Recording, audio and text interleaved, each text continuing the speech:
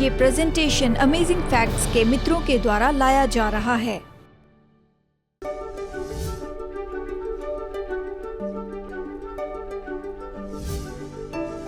कई बार आप अपने जीवन में परीक्षा में से होकर जाते हैं क्योंकि आपके जीवन में मूर्ति है। शायद ये कोई व्यक्ति हो या कोई वस्तु हो सकती है जो प्रभु से ज्यादा आपके लिए महत्वपूर्ण होती है, और परमेश्वर उस व्यक्ति या उस चीज को छू ले कि आपका ध्यान प्रभु की ओर जाए।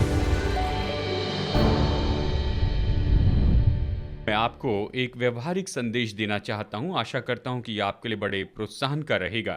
ये मुश्किल समय में बने रहने के बारे में है। कैसे हम अपनी परीक्षा में जयवंत हो सकते हैं।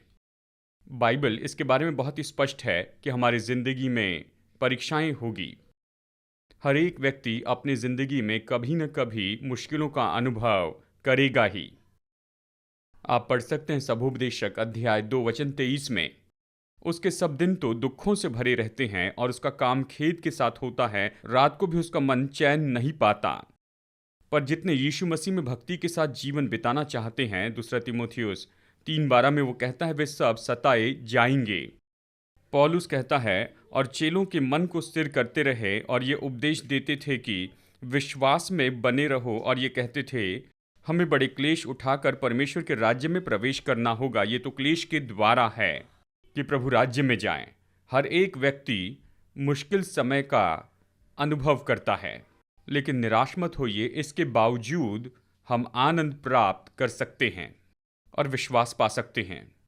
यीशु ने जो कहा हम उसे पढ़ सकते हैं। यीशु ने इन शब्दों में कहा, संसार में तुम्हें क्लेश होता है, परंतु धाड़स बांधो, मैंने संसार को जीत लिया है। जो भक्तिपूर्ण जीवन जीते हैं वो सताव का सामना करेंगे। संत अगस्तीन ने कहा, परमेश्वर का एक पुत्र यहाँ पर बिना पाप के रहा, लेकिन एक भी ऐसा नहीं जिसने कभी दुख नहीं सहा। हम सब क्लेश के अलग अलग स्तर का अनुभव करते हैं। चलिए अब मैं आपको सरल शब्दों में बताऊं। आप जिन क्लेशों में से जाते हैं उसे समझना है, उसे अलौकिक दृष्टिकोण से देखना है, तो ये सब जो है वो तो केवल 2 विभागों में बंट जाता है, और अक्सर दोनों में। आपके इन सारे क्लेशों में परमेश्वर आप में कुछ करना चाह रहे हैं, ये एक है, और आपकी कश्मकश में परमेश्वर आपके द्वारा कुछ करना चाहते हैं, और अक्सर वो आप में और आपके द्वारा करना चाहते हैं। ये दोनों हैं। अगर आप जानते हैं कि उसके पीछे उद्देश्य है तो उससे व्यवहार करना आसान हो जाता है ना? अगर हम जानते हैं कि इसके पीछे कुछ कारण है, इसमें से कुछ बेहतर आने वाला है, तो उससे निपटना आसान हो जाता है। यानी बाइबल के अनुसार ये तो कुछ साधारण से कारण हैं जिसमें से लोग होकर जाते हैं, परीक्षाओं से, मुश्किलों से, दुखों में से, क्लेश में से। सबसे पहले वो मदद करना चाहते हैं कि हम अपनी आत्मिक ज़रूरत को जान लें। तो इसमें से कुछ तो हमारे लिए ही है। बाइबल कहती है, धन्य है वे जो मन के दीन हैं, क्योंकि स्वर्ग का राज्य उन्हीं का है। परमेश्वर ने आपको शारीरिक कंगाली से आशीषित किया है ताकि आप आत्मिक कंगाली को जान सके। हम अलग अलग परीक्षाओं में से होकर जाते हैं जो ये जानने के लिए बनी हैं। दूसरा इतिहास 32:31। तब परमेश्वर ने हिजकिय्याह को इसलिए छोड़ दिया कि उसको परख कर उसके मन का सारा भेद जान ले। हिजकिय्याह धनी हुआ, धन संपत्ति बढ़ती गई, लेकिन उसने ये नहीं जाना कि उसके दिल में घमंड है। तो प्रभु ने उसे छोड़ दिया, प्रभु पीछे हट गए। परमेश्वर तो सब कुछ जानते हैं। यीशु जानते थे कि मनुष्य में क्या है। प्रभु ने इसलिए किया ताकि हिजकिय्याह जाने कि मैं जितना सोचता हूँ उतना पवित्र नहीं हूँ। परमेश्वर यहोवा के बारे में बताने के लिए अपने दूतों को भेजते हैं और वहां पर केवल अपनी ही बातें करते हैं। क्या आप परीक्षा में से होकर गए और प्रभु ने आपको ऐसा कुछ बताया जो आप नहीं जानते थे? निर्गमन 9:27 में यहाँ फिरौन कहता है कि इस बार मैंने पाप किया है, यहोवा धर्मी है और मैं और मेरी प्रजा अधर्मी है। यहाँ तक कि फिरौन ने जाना कि वो तो दुष्ट है। मिस्र पर जो मरियां आई थी उसके कारण उसने ये जाना था। तो ये एक बात है। नंबर 2, कई बार परमेश्वर हमें परीक्षाओं में से होकर जाने देते हैं कि हमें नम्र करे, क्योंकि परमेश्वर ने घमंड के कारण शैतान को निकाला, तो हम स्वर्ग में घमंड के साथ नहीं रह सकते हैं। हमें खुद को नम्र करना होगा। ये तो बहुत ही मुश्किल है। व्यवस्था विवरण 8:3। उसने तुझको नम्र बनाया और भूखा भी होने दिया, फिर वो मन्ना जिसे न तू और न तेरे पुरखा ही जानते थे वही तुझको खिलाया, इसलिए कि वो तुझको सिखाए कि मनुष्य केवल रोटी ही से नहीं जीवित रहता, परंतु जो जो वचन यहोवा के मुंह से निकलते हैं उन्हीं से वो जीवित रहता है। यीशु ने जंगल में शैतान से यही कहा। शैतान तो घमंडी था। उसने उन्हें नम्र बनाया ताकि वो परमेश्वर पर आधारित रहे। वो परीक्षाओं में से होकर गए, केवल भोजन की ही नहीं लेकिन पानी की भी कमी पड़ी। उन्हें परमेश्वर के पास आना पड़ा। शत्रुओं ने उन पर हमला किया। वो ये सीख गए कि प्रतिदिन उन्हें परमेश्वर पर आधारित रहना है। वो नम्र किए गए। पर यह अच्छा है। एज्रा 8:21। तब मैंने वहां अर्थात अहवा नदी के तट पर उपवास का प्रचार इस आशय से किया कि हम परमेश्वर के सामने दीन हो। कई बार उपवास तो ऐसा होता है, खुद पर लाई गई परीक्षा हो, खुद का इनकार करना, और ये दर्शाता है कि हम परमेश्वर के सामने खुद को नम्र कर रहे हैं। मत्ती 26:75। तब पतरस को यीशु की कही हुई बात स्मरण हो आई, मुर्गे की बाग देने से पहले तू 3 बार मेरा इनकार करेगा। पतरस ने घमंड से कहा कि सब तुझे छोड़ देंगे लेकिन मैं तुझे कभी नहीं छोड़ूंगा। फिर वो इस भयानक परीक्षा में से होकर गया और अपने दिल की बात को उसने जान लिया और जाना कि जितना मैं सोचता था उतना ईमानदार तो नहीं हूं। और बाइबल कहती वो बाहर जाकर बहुत रोता है। यानी इस परीक्षा ने पतरस में कुछ काम किया और यह हमें चेतावनी देती है। एक और कारण है कि हम परीक्षा में से जाते हैं, पॉइंट नंबर 3, कि हमारी प्राथमिकताओं में हमारी मदद करे ताकि हम सही प्राथमिकता बना सके। याद है परमेश्वर ने अब्राहम से कहा, मुझसे प्रेम करते हो? हाँ करता हूं। तो अपने बेटे को लो, इकलौते पुत्र को लो जिससे तू प्रेम रखता है, उसे मोरिया पर्वत पर जाकर मेरे लिए बलिदान चढ़ाना। हाँ प्रभु, मैं आपसे प्रेम करता हूं लेकिन आपसे बढ़कर अपने बेटे से करता हूं। उसने ऐसे नहीं कहा। उसने परमेश्वर को पहला स्थान दिया। क्या आपको लगता है अब्राहम के लिए प्राथमिकता थी? बिल्कुल। कई बार आप परीक्षाओं में से होकर जाते हैं क्योंकि आपके जीवन में ऐसी कोई मूर्ति होती है, शायद ये कोई मनुष्य हो या फिर कोई वस्तु हो जो आपके लिए परमेश्वर से ज्यादा महत्व रखती है। परमेश्वर उस व्यक्ति को या फिर उस वस्तु को छू सकते हैं कि आपका ध्यान पाए। केवल अब्राहम और उसका बेटा ही नहीं, लेकिन कितने लोगों को याद है यिफ्ता और उसकी बेटी। उसने मन्नत मांगी, प्रभु यदि आप मुझे विजय दे तो मेरे घर के दरवाजे से जो भी पहले बाहर आएगा उससे मैं बलिदान चढ़ाऊंगा। और फाटक से सबसे पहले बाहर आने वाले तो कोई पशु या भेड़ बकरी नहीं, लेकिन उसकी बेटी थी। और उसने कहा कि मैंने प्रभु के सामने मन्नत मांगी है, मैं इससे पीछे नहीं हट सकता हूं। क्या यीशु ने नहीं कहा, अगर मुझसे ज्यादा प्रेम नहीं रखोगे, यानी पति और पत्नी से बढ़कर, बेटे बेटी से बढ़कर, तो प्रभु राज्य के योग्य नहीं। माता पिता से बढ़कर यीशु को पहला स्थान चाहिए। कई बार परीक्षाएं हमारी मदद करती हैं कि हम प्राथमिकताओं को जानें और उसे सही बना ले। एक और कारण है कि हम क्यों परेशानियों में से जाते हैं। ये तो बस सरल कारण है कि हमें पाप से अलग कर दे। ये तो दुखों की वो आग है जिसके कारण भक्तिपूर्ण सोना निखर कर आता है।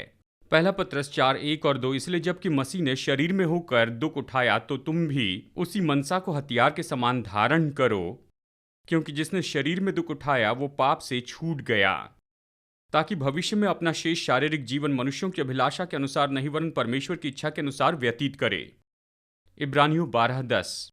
वे तो अपनी अपनी समझ के अनुसार थोड़े दिन के लिए ताड़ना करते थे, पर वो तो हमारे लाभ के लिए करता है कि हम भी उसकी पवित्रता के भागी हो जाएं।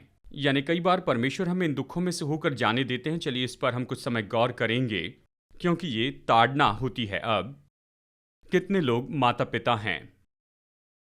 मैं ये नहीं पूछूंगा कि अपने बच्चों को कैसे ताड़ना देते हैं, लेकिन कितने लोग ऐसी महान पीढ़ी में रहे हैं जो कि लाठी पर विश्वास करते हैं या छड़ी या डंडे पर विश्वास करते हैं, और आप बचे रहें। जिन लोगों ने हाथ उठाया, कितने लोग मानते हैं कि ये इतना बुरा नहीं था? हाँ, बाइबल इसके बारे में बहुत कुछ बताती है। आप इसे प्रभु के सामने रखिए। शायद अफसर मुझे फोन करे, लेकिन बाइबल इस तरह से हमें बताती है। इब्रानियों 12:4। तुमने पाप से लड़ते हुए उससे ऐसी मुठभेड़ नहीं की कि तुम्हारा लहू बहा हो। कई बार ये कश्मकश तो होती ही है, और तुम उस उपदेश को जो तुमको पुत्रों के समान दिया जाता है भूल गए हो। हे मेरे पुत्र, प्रभु की ताड़ना को हल्की बात न जान, और जब वो तुझे धुड़के तो साहस न छोड़, क्योंकि प्रभु जिससे प्रेम करता है उसकी ताड़ना भी करता है, और जिसे पुत्र बना लेता है उसको कोड़े भी लगाता है। तुम दुख को ताड़ना समझकर सह लो। परमेश्वर तुम्हें पुत्र जानकर तुम्हारे साथ बर्ताव करता है। वो कौन सा पुत्र है जिसकी ताड़ना पिता नहीं करता? यदि वो ताड़ना जिसके भागी सब होते हैं तुम्हारी नहीं हुई, तो तुम पुत्र नहीं पर व्यभिचार की संतान ठहरे। फिर जबकि हमारे शारीरिक पिता भी हमारी ताड़ना किया करते थे और हमने उनका आदर किया, तो क्या आत्माओं के पिता के और भी अधीन न रहे जिससे हम जीवित रहें? मतलब ताड़ना के अधीन हो जाओ। वे तो अपनी अपनी समझ के अनुसार थोड़े दिनों के लिए ताड़ना करते थे, पर वो तो हमारे लाभ के लिए करता है कि हम भी उसकी पवित्रता में भागी हो जाएं। ये माता पिता की ओर से शायद सबसे उत्तम तरीके से, सही उद्देश्य से न हो, लेकिन प्रभु हमेशा लाभ के लिए करते हैं। और आगे कहता है कि हम भी उसकी पवित्रता के भागी हो जाएं। कई बार परमेश्वर आपको परीक्षा में से लेकर जाते हैं, परमेश्वर आपको शुद्ध करते हैं ताकि आप उसकी पवित्रता के भागी हो जाएं। वर्तमान में हर प्रकार की ताड़ना आनंद की नहीं पर शोक ही की बात दिखाई पड़ती है, तो भी जो उसको सहते सहते पक्के हो गए हैं, बाद में उन्हें चैन के साथ धर्म का प्रतिफल मिलता है। अय्यूब 5:17 कहता है, देख क्या ही धन्य है वो मनुष्य जिसकी ताड़ना परमेश्वर करता है। इसलिए तू सर्वशक्तिमान की ताड़ना को तुच्छ मत जान, क्योंकि वो घायल करता है और वही पट्टी भी बांधता है, वही मारता है और वही अपने हाथों से चंगा भी करता है। फिर नीति वचन 3:11 और 12 में कहता है, हे मेरे पुत्र, यहोवा की शिक्षा से मुंह न मोड़ना, और जब वो तुझे डांटे तब तू बुरा न मानना, क्योंकि यहोवा जिससे प्रेम रखता है उसको डांटता भी है। और बाइबल ये बताती है, ऐसे माता पिता जो अपने बच्चों को सुधारते नहीं हैं, जैसे कि दाऊद ने अडोनिय्याह को यहाँ पर सुधारा नहीं था और उसके कारण उसका व्यवहार बहुत ही बुरा हो गया था। एली ने अपने बच्चों को नहीं सुधारा और वो अपने बच्चों को खो बैठा। देखिए, यहाँ पर मैं किसी तरह से बुरे दंड के बारे में नहीं कह रहा हूँ, लेकिन कह रहा हूँ कि प्रभु की ताड़ना ज़रूरी है। वो हमें बचाते हैं क्योंकि परमेश्वर हमसे प्रेम रखते हैं। कई बार मेरे पिताजी ने मुझे मारा, यानी किसी ने हमारे घर से पत्थर फेंका और पड़ोसी की खिड़की टूट गई। मेरे पिताजी ने हम सबको लाइन में खड़ा करके कहा, किसने ये किया? हमने कहा नहीं किया है। तो पिताजी ने मुझे ताड़ना दी और मैंने उसे नहीं किया था। मैंने उनके बारे में कोई कड़वाहट नहीं रखी, क्योंकि मैं उस समय के बारे में सोचने लगा जब मैंने गलती की थी और उन्हें पता भी नहीं चला। मैंने सोचा खैर इसका हिसाब बराबर हो गया। आप मेरी बात समझ रहे हैं? माता पिता गलतियां करते हैं, लेकिन उस समय के बारे में बताइए जब आपने गलती की थी और आप परेशानी में नहीं पड़े और आपने सारा आरोप भाइयों पर लगाया और उन्हें ताड़ना पड़ी, तो यहाँ पर हिसाब बराबर हो जाता है। खैर छोड़िए। कई बार हम परीक्षाओं में से जाते हैं, ये स्वर्ग पर गौर करने में हमारी मदद करता है। रोमियो 8:18, क्योंकि मैं समझता हूं कि समय के दुख और क्लेश उस महिमा के सामने जो हम पर प्रकट होने वाली है कुछ भी नहीं है।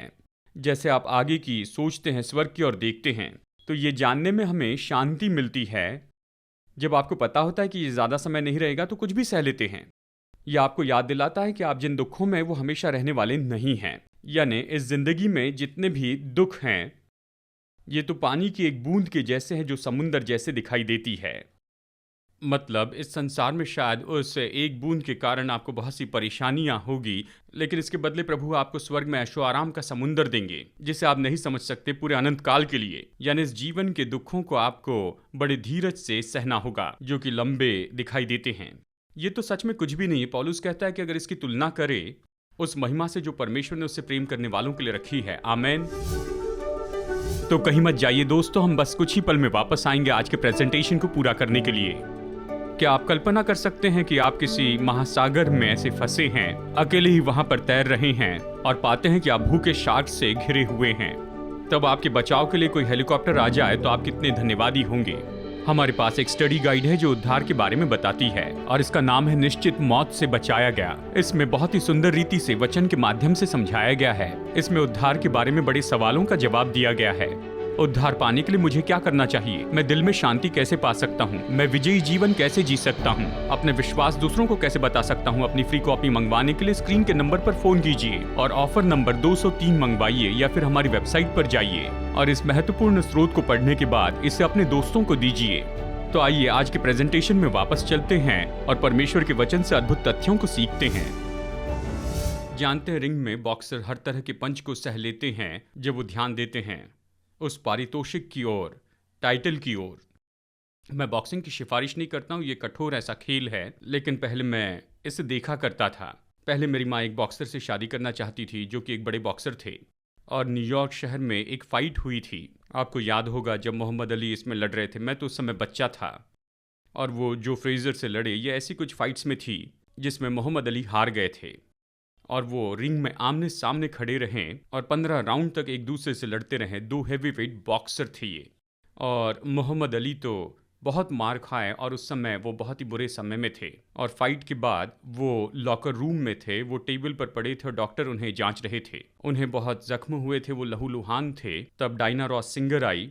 जब उन्होंने उसे देखा तो टेबल के पास ही वो गिर गई, नीचे झुककर वो रोने लग गई। उन्होंने कहा, मैं अभी इतनी सुंदर तो नहीं रही। उन्होंने कहा, डायना मत रोना, क्योंकि मुझे मार खाने के लिए $2 मिलियन मिले हैं। जब प्राइज के बारे में सुना तो वो उसे सह पाए थे। और हमें भी अपने मन में इस पारितोषिक को याद रखना है कि ये दुख हमेशा बने रहने वाले नहीं हैं। बाइबल में ऐसी बहुत सी बातें हैं। 2 कुरिन्थियों 4:17 कहता है, क्योंकि हमारा पल भर का हल्का सा क्लेश हमारे लिए बहुत ही महत्वपूर्ण और अनंत महिमा उत्पन्न करता जाता है। फिर आगे कहता है, और हम तो देखी हुई वस्तुओं को नहीं परंतु अनदेखी वस्तुओं को देखते रहते हैं। दुखों के लिए एक और कारण है कि दूसरों की मदद करने में हमारी मदद करें। मैंने आपको बताया है कि परमेश्वर हमारे अंदर ये सब कुछ इसलिए करते हैं कि हमारे द्वारा कुछ कर सके।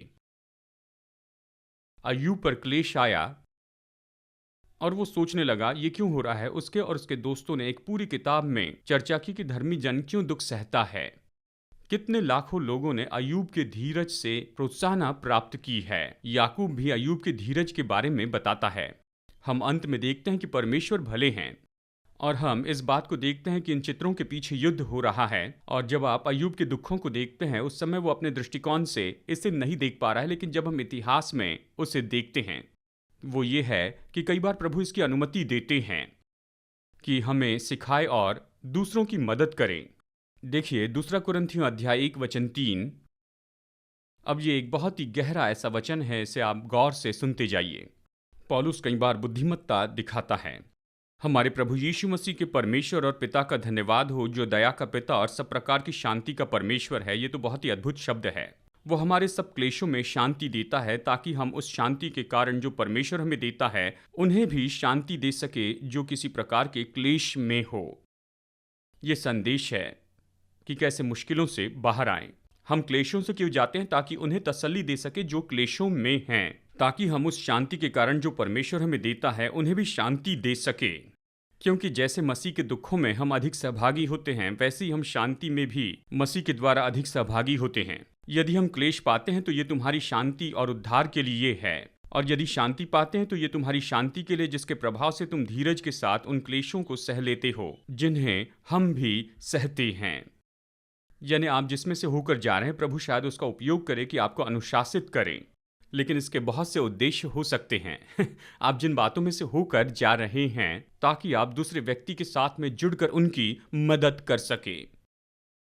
किसी ने मुझसे बताया किसी प्रोसीजर के लिए वो हॉस्पिटल में गए थे और वहां तो नर्स को आकर इन्हें मोड़ना था।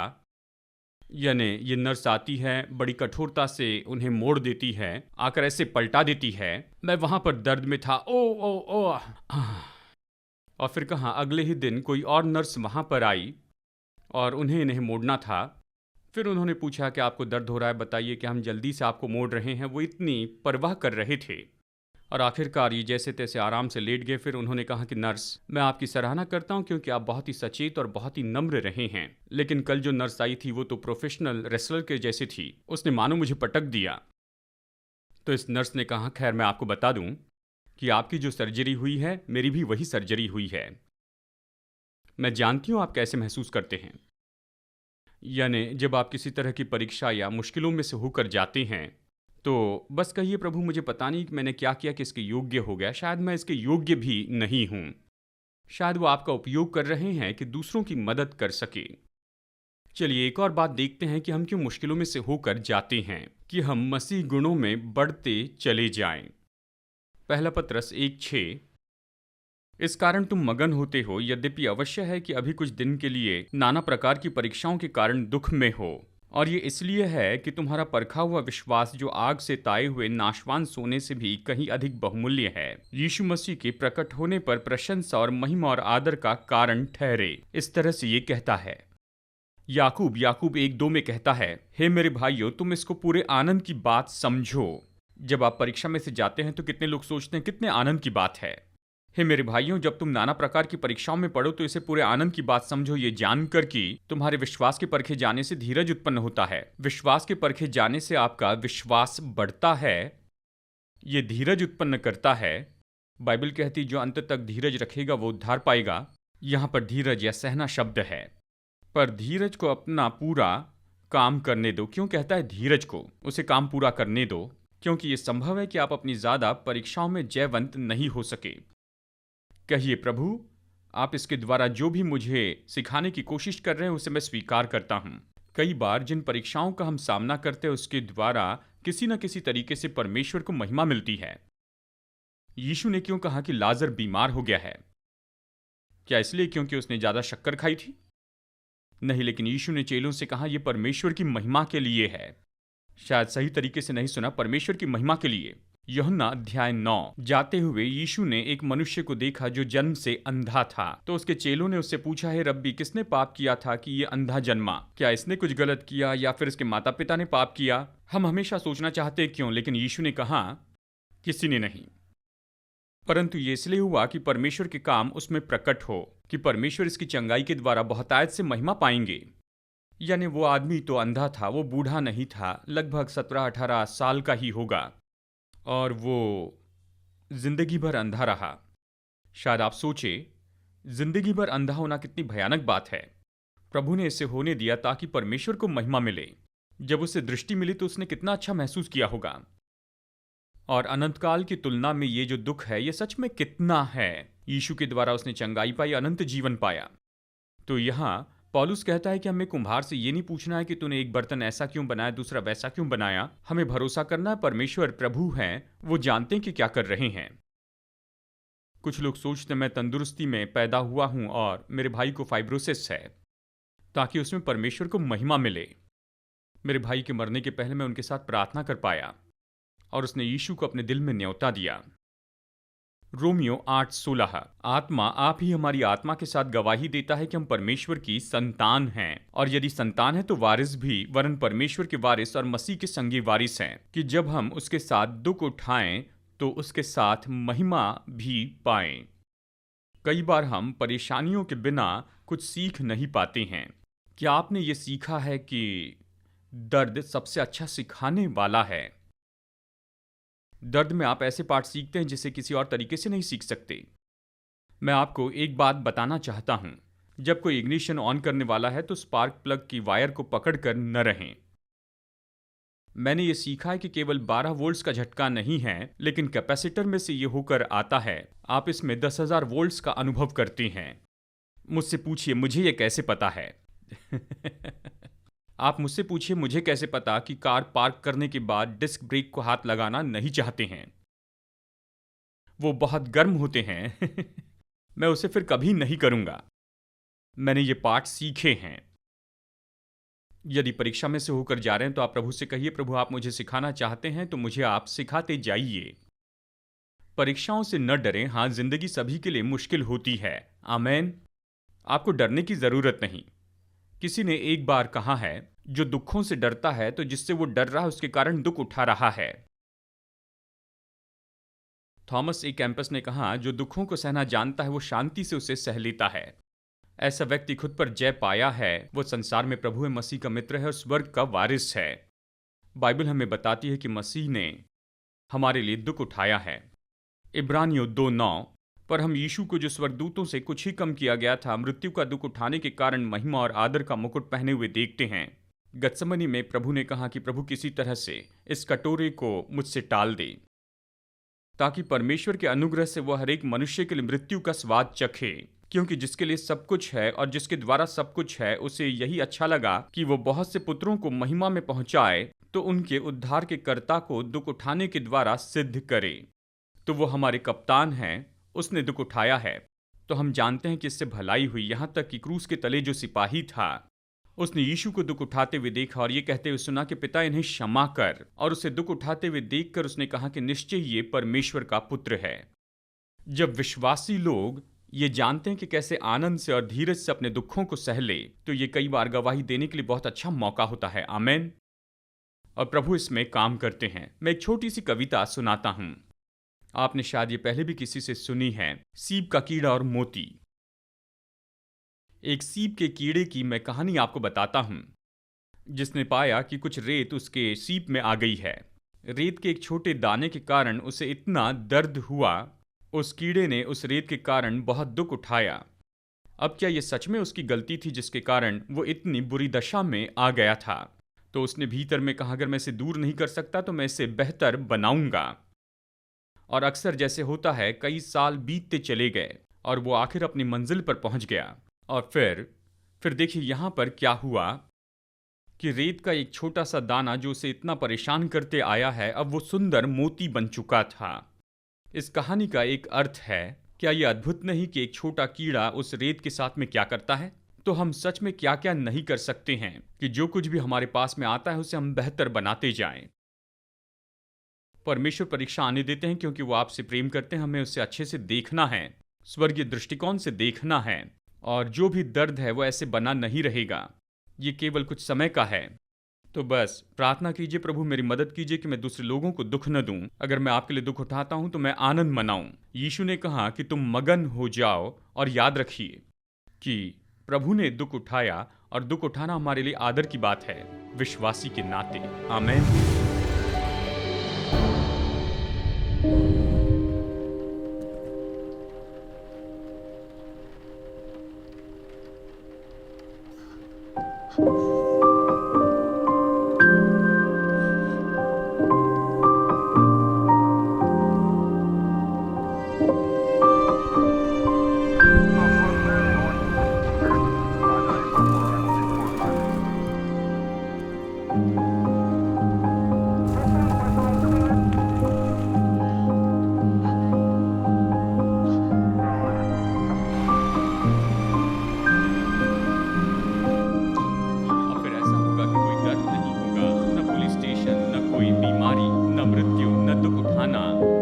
असली बात है दोस्तों, हमारे संसार का ये दुख तो परमेश्वर की योजना के अनुसार नहीं था।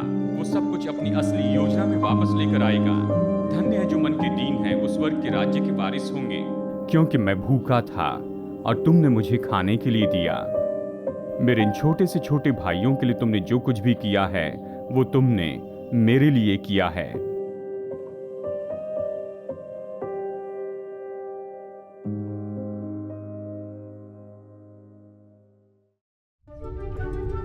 पचास साल से भी ज्यादा समय से अमेजिंग फैक्ट्स बाइबल की सच्चाई को पूरे संसार में बता रहे हैं। यीशु की आज्ञा है कि हम प्रचार करें, हर देश में, हर जाति में, हर भाषा में प्रचार करें।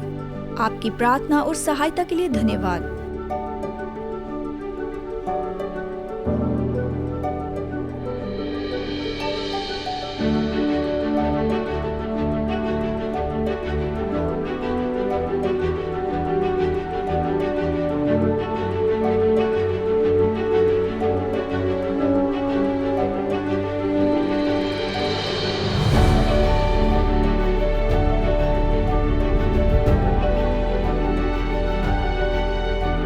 आज के फ्री ऑफर को मंगवाइए, ये आपके लिए एक आशीष है। जैसे हम सुसमाचार लोगों तक ले जा रहे हैं, आपकी भेंटों के लिए आपका धन्यवाद। आशा है आप अगले हफ्ते जुड़ जाएंगे। जैसे हम वचन की गहराई को देखते हैं, हम और भी अमेजिंग फैक्ट्स देखेंगे।